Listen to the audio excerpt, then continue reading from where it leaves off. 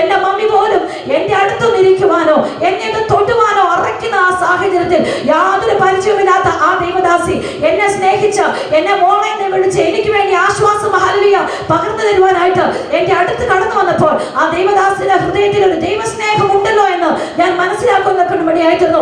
അങ്ങനെ പിന്നെ ഇവരുടെ ജീവിതത്തെ മുൻപോട്ട് കടന്നു എന്നെ കോളേജിൽ നിന്ന് കൂട്ടുകാരെ കടന്നു വന്ന് ഞങ്ങൾക്കിത് കാണാൻ വയ്യ എന്ന് പറഞ്ഞ് ഇറങ്ങിയോടി. അന്ന് ഞാൻ തീരുമാനിച്ചു ഞാൻ മരിക്കുമെന്ന് എന്റെ മാതാപിതാക്കളോട് ഞാൻ പറഞ്ഞു. ഈ 15 വർഷക്കാലം നിങ്ങൾ എന്നെ വളർത്തി, ഈ ലോകത്തിൽ യാതൊരു നല്ലൊരു മനസ്സിൽ നിങ്ങൾ എനിക്ക് തന്നിട്ടില്ല. പക്ഷെ അവസാന നാളുകൾ ഇങ്ങനെ ദേഹം മുഴുവൻ ഹല്ലേലൂയ പഴുത്ത വ്രണങ്ങളാൽ നിറഞ്ഞ് ലോകത്തിന്റെ മറ്റുള്ളവരുടെ നിന്ദകളേറ്റ് മരിക്കുക എന്നുള്ള എന്റെ വിധി. ഞാൻ ജീവിതം അവസാനിപ്പിക്കും. അങ്ങനെ ഞാൻ തീരുമാനമെടുത്തു. പല പ്രാവശ്യം മരിക്കുവാനായിട്ട് ഞാൻ പല കാര്യങ്ങൾ ചെയ്തു. അപ്പോഴൊക്കെ എന്റെ മാതാപിതാക്കൾ എനിക്ക് തടസ്സമായിട്ട് വന്നു. എന്റെ പിതാവിന്റെ മാതാവിനോട് പറയും, എന്റെ മാതാവ് ഹല്ലേലൂയ രാത്രിയും പകലോടും തുല്യമായി എന്റെ മാതാപിതാക്കളും സഹോദരങ്ങളും എനിക്ക് കാവലിരുന്നു. ദൈവഹിതമല്ലാത്തതൊന്നും ഞാൻ ചെയ്യാതിരിക്കാനായി. അങ്ങനെ ആ വഴി ദൈവം അടച്ചു. മരണത്തിനും എന്നെ വേണ്ടതായി. ഹല്ലേലൂയ. അങ്ങനെ അവസാനം കിടക്കയിൽ മരണത്തോട് മല്ലടിച്ച് ഡോക്ടർമാർ വിധി എഴുതി തള്ളി. ഏതാനും ദിവസങ്ങൾക്കകം ലോകത്തിൽ നിന്ന് മാറ്റപ്പെടുമെന്ന് വിധി എഴുതി തള്ളുവാൻ കൊണ്ടുമടിയായി തീർന്നു.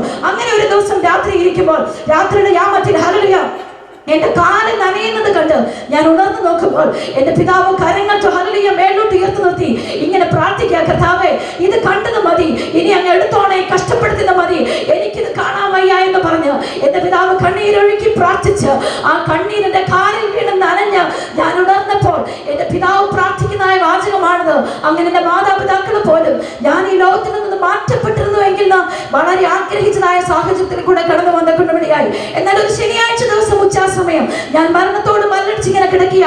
എന്റെ മാതാപിതാക്കൾക്ക് ആരെങ്കിലും വന്ന് എന്നെ എഴുന്നേൽപ്പിച്ചെങ്കിലേ എന്റെ കിടക്കയിൽ നിന്ന് എനിക്ക് എഴുന്നേൽക്കാൻ കഴിയത്തുള്ളൂ. എന്റെ സഹോദരങ്ങൾ പിടിച്ചെങ്കിലേ എനിക്ക് എഴുന്നേൽക്കാൻ കഴിയത്തുള്ളൂ. അതുപോലെ ഒരു സാഹചര്യത്തിൽ ഞാൻ ഇങ്ങനെ കിടക്കുമ്പോൾ ഈ ദൈവദാസൻ താമസിക്കുന്ന ഭവനത്തിൽ നിന്ന് ശക്തമായ ഒരു പ്രാർത്ഥനയുടെ ശബ്ദം എന്റെ ചെവിയിലേക്ക് ഇങ്ങനെ കേൾക്കാൻ തുടങ്ങി. ഈ പ്രാർത്ഥന ഇങ്ങനെ കേൾക്കുമ്പോൾ ആരോ എന്നോട് ഇങ്ങനെ പറയുക, മകളെ നീ എഴുന്നേറ്റ് ആ പ്രാർത്ഥനയിലേക്ക് പോകും, മകളെ എഴുന്നേറ്റ് നീ ആ പ്രാർത്ഥനയിലേക്ക് പോയെന്ന്. അപ്പോൾ ഞാൻ പുച്ഛത്തോടെ ഇങ്ങനെ ചിന്തിച്ചു, ഞാൻ എങ്ങനെ എഴുന്നേൽക്കാൻ, ഞാൻ എങ്ങനെ ആ പ്രാർത്ഥനയിലേക്ക് പോകാൻ എന്നിങ്ങനെ ചിന്തിച്ചുകൊണ്ട് കിടക്കുമ്പോൾ വീണ്ടും എന്നോട് ഇങ്ങനെ ആരോ പറയുക, മകളെ എഴുന്നേൽക്ക്, നീ ആ പ്രാർത്ഥനയിലേക്ക് പോ, മകളെ എഴുന്നേറ്റ് നീ ആ പ്രാർത്ഥനയിലേക്ക് പോ എന്ന് പറഞ്ഞപ്പോൾ ഞാൻ വാസ്തവമായ എന്റെ ഹൃദയത്തിൽ ആഗ്രഹിച്ചു, ഒന്ന് എഴുന്നേൽക്കാൻ കഴിഞ്ഞിരുന്നെങ്കിൽ, ഒന്ന് പോകുവാൻ കഴിഞ്ഞിരുന്നെങ്കിൽ എന്നിങ്ങനെ ആഗ്രഹിച്ചപ്പോൾ ഒരു അദൃശ്യമായ കാലം ഇറങ്ങി വന്ന് എന്നെ താങ്ങി എഴുന്നേൽപ്പിച്ച് എന്റെ കിടക്കയിൽ ഇരുത്തുവാൻ കൊണ്ടുമടിയായിരുന്നു. ഞാൻ ചുറ്റും നോക്കി ആരാണെന്ന് എനിക്ക് മനസ്സിലായില്ല.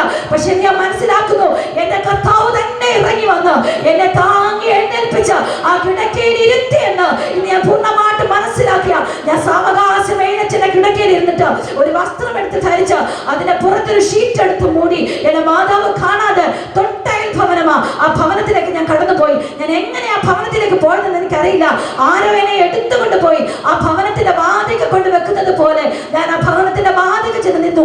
ആ ഭവനത്തിന്റെ ദൈവദാസൻ, വേറെ ഗസ്റ്റായിട്ട് വന്നിരിക്കുന്ന ദൈവദാസൻ, അവർ ദൈവത്തിന്റെ സന്നിധിയിൽ മുഴങ്കാൽ മടക്കി പ്രാർത്ഥിക്കുന്ന ഒരു അനുഭവമാണ് ഞാൻ കണ്ടത്. ഞാൻ ആദ്യമായിട്ടാണ് ഇതുപോലെ സാഹചര്യം കാണുന്നത്. ഒരു പെന്തക്കോസ്തിന്റെ പ്രാർത്ഥനയുടെ അനുഭവം ഞാൻ കാണുന്നത്.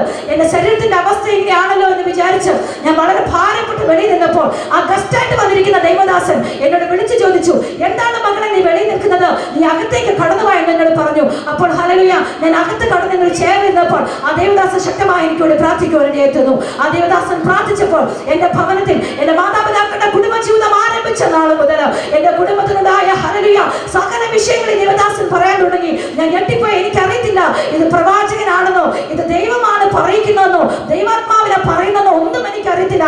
എന്റെ ഭവനത്തിലെ ഓരോ വിഷയങ്ങളും ഈ ദേവദാസൻ എന്നോട് ഇങ്ങോട്ട് ചോദിച്ചുകൊണ്ടിരിക്കുക. അവസാനം എന്നോട് ഇങ്ങനെ പറഞ്ഞു, മകളെ നിനക്ക് 45 ദിവസം മാത്രം പ്രായമുള്ളപ്പോൾ നിന്റെ പിതാവ് ഈ ലോകത്തിൽ നിന്ന് മാറ്റപ്പെട്ടു പോകേണ്ടതായിരുന്നു. അന്ന് ആ ഹോസ്പിറ്റൽ റൂമിന് ഒരു ലാബിനകത്ത് കയറി കിടന്ന് നിന്റെ മാതാവ് കരഞ്ഞ് നിന്റെ പിതാവിന്റെ ജീവൻ തിരിച്ചു വാങ്ങിച്ചതാണ്. അന്നെ മാതാവ് ഒരുപാട് തീരുമാനങ്ങളും പ്രതിഷ്ഠകളും ദൈവസന്നിധിയിൽ എടുത്തു. പക്ഷെ അതൊന്നും അനുസരിച്ചല്ല പിന്നീട് ജീവിച്ചത്. പിന്നെയും പഴയ ജീവിതമായിരുന്നു. എന്നാൽ ഈ നാളുകൾ നിങ്ങൾ ഇങ്ങനെ ജീവിച്ചാൽ പോരാ. സത്യത്തിന്റെ ആത്മാവിനെ കർത്താവിനെ ആരാധിക്കണം. ഈ ദിവസങ്ങളിൽ ഹല്ലേലൂയ എല്ലാ ഡോക്ടർമാരാലും നീ ഹല്ലേലൂയ നിന്നെ മാറ്റിക്കിടത്തി, മരണത്തിന് വേണ്ടി മാറ്റിക്കിടത്തിയിരിക്കുക. നീ ഒന്ന് മരിച്ചിരുന്നെങ്കിൽ നിന്റെ മാതാപിതാക്കൾ പോലും ആഗ്രഹിക്കുക. എന്നാൽ നിന്റെ ഈ രോഗം മരണത്തിന് വേണ്ടിയല്ല. നിന്റെ മാതാവിനെ ദൈവം സന്ദർശിക്കുന്ന ഏറിയ 15 വർഷമായി നിന്റെ പിതാവ് ഹല്ലേലൂയ നിന്റെ മാതാവിന് വേണ്ടി പ്രാർത്ഥിച്ചുകൊണ്ടിരിക്കുന്നു. എന്നാൽ നിന്നെ തൊട്ടെങ്കിൽ മാത്രമേ നിന്റെ മാതാവിന് ഒരു മാനസാന്തരം ഉണ്ടാകത്തുള്ളെന്ന് ദൈവത്തിന് അറിയാം. അതുകൊണ്ട് നിന്നെ തൊട്ടതാ എന്ന് പറയുന്നത് കൊണ്ട് ഇവിടെയായിരുന്നു. ആ ദേവദാസനോട് ചോദിച്ചു, നിനക്ക് ദൈവത്തിന്റെ സന്നിധി സമർപ്പിക്കാൻ സമ്മതമാണോ? എങ്കിൽ ഞങ്ങൾ പ്രാർത്ഥിക്കാം, ദൈവം നിന്നെ വിടുവിക്കുമെന്ന് പറഞ്ഞു. അന്ന് പകൽക്കാലം എനിക്കതായിരുന്നു ആഗ്രഹം.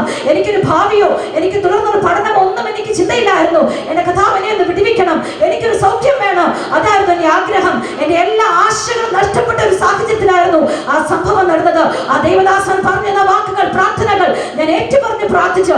ആ ദേവദാസൻ എനിക്ക് വേണ്ടി ശക്തമായി പ്രാർത്ഥിച്ചപ്പോൾ ആ നിമിഷം തന്നെ എന്റെ ശരീരത്തിൽ നിന്ന് ഏതോ ഒരു അദൃശ്യ ശക്തി ഇഴഞ്ഞിറങ്ങി പോകുന്നത് പോലെ എന്റെ ദൈവം ഒന്ന് പകൽക്കാലം എന്നെ പൂർണ്ണമായി സൗഖ്യമാക്കുന്ന കൊണ്ടുവഴിയായി ദേഹത്തു നിന്ന് വന്ന ബ്ലഡുകൾ നിന്നു, പഴുപ്പുകൾ നിന്നു. ഹല്ലേലൂയ. എന്റെ ശരീരത്തിലുള്ള വ്രണങ്ങളെല്ലാം ഉണങ്ങി. ഹല്ലേലൂയ. വലിയൊരു തണുപ്പ് എന്റെ ശരീരത്തിന് അനുഭവപ്പെടുന്ന കൊണ്ടുവഴിയായി തീർന്നു. അത് പകൽക്കാലം എന്റെ കഥാവിനെ വിട്ടുവെച്ച ദൈവമക്കളെ. ഹല്ലേലൂയ. Praise the Lord. അല്പസമയം കഴിഞ്ഞ് ദേവദാസനോട് ചേർന്ന് ഭവനത്തിലേക്ക് കടന്നിരുന്നു. എന്റെ മാതാവ് വളരെ ഭാരപ്പെട്ട് വെളി നിൽക്കുക. പക്ഷേ എന്റെ ശരീരത്തിന്റെ അവസ്ഥ കണ്ടപ്പോൾ എന്തോ സംഭവിച്ചെന്ന് മനസ്സിലായി. പക്ഷേ ആ ദേവദാസൻ ശക്തമായിട്ട് എന്റെ മാതാവിനോട് സുവിശേഷം പറഞ്ഞപ്പോൾ എന്റെ മാതാവ് ആ ദേവദാസനോട് പറഞ്ഞു, ദൈവദാസന്മാരായ നിങ്ങളോട് ദൈവം സംസാരിക്കുമെന്ന് പറയുമല്ലോ, ആ ദൈവം എന്നോട് സംസാരിക്കണം. അല്ലാതെ ഒരു പാസ്റ്ററുടെ വാക്കിന് മുമ്പിൽ സമർപ്പിക്കുവാനോ മുൻപോട്ടിറങ്ങുവാനോ ഞാൻ ഒരുക്കമല്ല എന്ന് ആ ദേവദാസനോട് പറഞ്ഞപ്പോൾ ആ ദേവദാസൻ പറഞ്ഞു, കുടുംബത്തിൽ ഞെട്ടിപ്പിക്കുന്ന സംഭവങ്ങൾ ഇനി ഉണ്ടാകും, അതിൽ കൂടി ദൈവത്തിന്റെ ആത്മാവ് പ്രിയ മാതാവിനെ സന്ദർശിക്കുമെന്ന് പറഞ്ഞിട്ട് എന്റെ ഭവനത്തിൽ നിന്ന് കണ്ണുനീരോടെ പ്രാർത്ഥിച്ചിട്ട് ദേവദാസൻ കടന്നുപോയി. എന്നാൽ ദൈവമക്കളെ ഞാൻ പറയട്ടെ, ഒരിക്കലും കോളേജിൽ പോകുവാനോ പഠിക്കുവാനോ കഴിയുമെന്ന് ആഗ്രഹിച്ചതല്ല, എനിക്കൊരു ഭാവിയുണ്ടെന്ന് ഞാൻ ചിന്തിച്ചതല്ല. എന്റെ കർത്താവിനെ ഒരാഴ്ച പോലും എടുക്കുന്നതിന് മുമ്പ് ആദ്യമുണ്ടായിരുന്നതിനേക്കാൾ ആരോഗ്യമുള്ള, ചൈതന്യമുള്ള, സൗന്ദര്യമുള്ള ഹല്ലേലൂയ ശരീരം എനിക്ക് നൽകി തന്നു. അന്ന് മുതൽ കർത്താവിന്റെ സാക്ഷിയായി കോളേജിൽ ജീവിപ്പാൻ എന്റെ ദൈവം എന്റെ ജീവിതത്തിൽ ഭാഗ്യം ഒരുക്കി തന്നു. ഹല്ലേലൂയ. വീണ്ടും എന്റെ ജീവിതം മുൻപോട്ട് വളർന്നുകൊണ്ടിരുന്നു. എന്റെ മാതാവിന് യാതൊരു മാനസാന്തരം ഉണ്ടായില്ല. എന്നാൽ എന്റെ സഹോദരന്റെ വിഷയത്തോടെ ബന്ധത്തിന് ഒരു വിഷയം എന്റെ കുടുംബത്തിലുണ്ടായി. അതേ തുടർന്ന് 21 ദിവസക്കാലം എന്റെ മാതാവിനെ ദൈവം ഉറക്കിയില്ല. ആ 21ാമത്തെ ദിവസം രാത്രി ആരും അറിയുന്നില്ല, എന്റെ പിതാവ് പോലും അറിയുന്നില്ല എന്റെ മാതാവ് ഉറങ്ങുന്നില്ല എന്ന്. ഞങ്ങൾ എല്ലാവരും കിടക്കുമ്പോൾ എന്റെ മാതാവ് ഒരു ഭ്രാന്തിയെ പോലെ വന്ന് എല്ലാവരും തൊട്ടു നോക്കും. ദൈവന്റെ മമ്മിയെ കാണിക്കുന്നത് ഓരോ പെട്ടികൾ ഇങ്ങനെ അടുക്കി വെച്ചിരിക്കുന്നതാ, അതിനകത്ത് ഓരോരുത്തരും മരിച്ചു കിടക്കുന്ന ഇങ്ങനെ കാണിക്കുന്നത്. എനിക്ക് മമ്മിക്ക് ഉറങ്ങാൻ പേടിയാ. അങ്ങനെ ഓരോ മുറിക്കകത്ത് വന്ന് ഞങ്ങൾക്കൊക്കെ ശ്വാസം കൊണ്ട് തൊട്ട് നോക്കുക. 21 ദിവസം ഭ്രാന്തിയെ പോലെ മുറിക്കകത്തോട് ഇങ്ങനെ ഇറങ്ങി നടക്കുക. എന്നാൽ 21ാമത്തെ ദിവസം രാത്രിയിൽ എന്റെ മാതാവ് ഇരുന്ന മുറിക്കകത്ത് ശക്തമായ ഒരു പ്രകാശം ഭിത്തിമേൽ തെളിഞ്ഞു വന്നിട്ട് അതിനകത്ത് കർത്താവിന്റെ മുഖം തെളിഞ്ഞു വന്ന് എന്റെ കർത്താവ് തന്നെ എന്റെ മാതാവിനോട് സംസാരിക്കാനായിട്ട് തുടങ്ങി, ശക്തമായിട്ട് സംസാരിക്കാനായിട്ട് തുടങ്ങി. എന്റെ മാതാപിതാക്കളുടെ കുടുംബ ജീവിതത്തിലുണ്ടായ വിഷയങ്ങൾ, എന്റെ സഹോദരന്റെ ജീവിതത്തിലുണ്ടായ വിഷയങ്ങൾ, എന്റെ രോഗത്തിന്റെ അവസ്ഥ, ഹല്ലേലൂയ, ഇനി കുടുംബത്തിൽ നടക്കാൻ പോകുന്ന കാര്യങ്ങൾ TV സ്ക്രീനിൽ കാണിക്കുന്നത് പോലെ എന്റെ മാതാവിനെ മാറി കാണിച്ചു. അവസാനം പറഞ്ഞു, സത്യത്തിലും ആത്മാവിനെ നീ ആരാധിക്കണം, അതിന് നീ ആദ്യമായിട്ട് ഈ കുടുംബത്തിൽ ഇറങ്ങണം. ഹല്ലേലൂയ. എന്റെ കൽപ്പനകളെ നീ അനുസരിക്കണം. ഇങ്ങനെ ജീവിച്ചാൽ പോരാ, നിന്റെ ജീവിതത്തിന്റെ ആർഭാടകരമായ ജീവിതം ഇവിടെ അവസാനിപ്പിക്കണം എന്നെല്ലാം പറഞ്ഞ് ശക്തമായി കർത്താവ് തന്നെ എന്റെ മാതാവിനോട് സംസാരിച്ചു. രാത്രി 2:30 മണിയോടടുത്ത സമയത്ത് വലിയൊരു കരച്ചിൽ കേട്ട ഉണർന്നത്. ഞാൻ സമർപ്പിക്കുന്നേ എന്ന് പറഞ്ഞ് എന്റെ മാതാവ് അന്ന് രാത്രി കാലം ദൈവസന്നിധിയിൽ സമർപ്പിക്കുവാനിടയായി. എന്റെ പിതാവും ഞങ്ങളും ആഗ്രഹിച്ച ദിവസമായിരുന്നു അന്ന്. അന്ന് രാത്രി കാലം ഞങ്ങൾ കരങ്ങൾ കോർത്ത് പിടിച്ച് പ്രാർത്ഥിച്ച് ദൈവത്തിന്റെ സന്നിധിയിൽ ഞങ്ങളെ തന്നെ ഏൽപ്പിച്ചു കൊടുത്തു. ദൈവം എന്ത് പറഞ്ഞാലും അനുസരിക്കാമെന്ന് തീരുമാനമെടുത്തു. അടുത്ത ദിവസം തന്നെ അടുത്തുള്ളതായ ചച്ചക്കോടിന്റെ ആരാധനാലയത്തിലേക്ക് കടന്നുപോയി. അവിടെ 21 ദിവസത്തെ ഉപവാസ പ്രാർത്ഥന നടക്കുക. ആ പ്രാർത്ഥനയെ ഞങ്ങൾ കടന്നു എന്ന് ആ പ്രാർത്ഥനയോട് ചേർന്ന് ഹല്ലേലൂയ ഞങ്ങൾക്ക് 21 പേർക്ക് സ്നാനപ്പെടുവാനിടയായി. എന്റെ പപ്പയ്ക്ക്, മമ്മിക്ക്, എനിക്ക്, എന്റെ സഹോദരങ്ങൾ, ഹല്ലേലൂയ, എന്റെ പിതാവിന്റെ ഒരു സഹോദരി, അങ്ങനെ ഞങ്ങൾ വേറെ മറ്റു ചിലരും കൂടെ ചേർന്ന് 21 പേർ ആ 21 ദിവസത്തെ ഉപവാസ പ്രാർത്ഥനയിൽ സ്നാനപ്പെട്ടു. വലിയ പ്രതികൂലങ്ങളുണ്ടായി. വളരെ സ്പീഡിൽ പറയുക, ഹല്ലേലൂയ. ഒരുപാട് പ്രശ്നങ്ങൾ ഞങ്ങളുടെ ജീവിതത്തിലുണ്ടായി. എല്ലാവരും ഞങ്ങൾ വെറുക്കപ്പെട്ടു. പക്ഷേ അനേക ദൈവദാസന്മാർ, ദൈവമക്കൾ ഞങ്ങൾക്ക് വേണ്ടി പ്രാർത്ഥിക്കുവാൻ, ഞങ്ങളെ സഹായിക്കുവാൻ, പ്രാർത്ഥനയുടേതായ ഹല്ലേലൂയ പിൻബലം തന്നെ നടത്തുവാൻ കൂടെ ഉണ്ടായിരുന്നുകൊണ്ട് പ്രതികൂലങ്ങളൊന്നും പതിരിപ്പോവാൻ ഇടയായിട്ടൊന്നുമില്ല. എന്നാൽ വീണ്ടും എന്റെ പഠനത്തിൽ ഞാൻ മുമ്പോട്ട് പോകുന്നതായ സമയത്ത് എന്റെ ക്ലാസ്സിൽ ഇരിക്കുമ്പോൾ തന്നെ ശക്തമായ ഒരു വയറുവേദന ഉണ്ടായി. ക്ലാസ്സിൽ കുഴിഞ്ഞു വീണ അടുത്തുള്ള തോട്ടഭാഗത്തുള്ളതായ അനേകുഞ്ഞ് ഡോക്ടറുടെ ഹോസ്പിറ്റലിൽ എന്നെ അഡ്മിറ്റ് ചെയ്തു. അവിടെ കൊണ്ടുവന്ന എക്സ്റേ ആണുള്ളത്. അന്ന് എക്സ്റേ എടുത്ത് നോക്കിയപ്പോൾ അപ്പൻഡിക്സ് പടുത്തിങ്ങനെ നിൽക്കുക.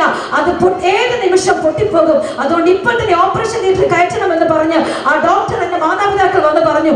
എന്റെ പിതാവ് ആ ഡോക്ടറിനോട് ചോദിച്ചു, വേറെ വലിയൊരു ഹോസ്പിറ്റലിൽ ഞാൻ കൊണ്ടുപോട്ടെ എന്ന് ചോദിച്ചപ്പോൾ യാത്ര ചെയ്ത് കൊണ്ടുപോകരുത്, നിങ്ങൾക്കത് അബദ്ധമായെന്ന് പറഞ്ഞ് എൻ്റെ പിതാവിനെ ഡോക്ടർ സമ്മതിച്ചില്ല. അന്ന് പകൽക്കാലം ആ ഡോക്ടർ തന്നെ എന്നെ ഓപ്പറേഷൻ ചെയ്തു. എന്നാൽ ആ ഓപ്പറേഷൻ എല്ലാം വളരെ സക്സസ് ആയിട്ട് നടന്നു.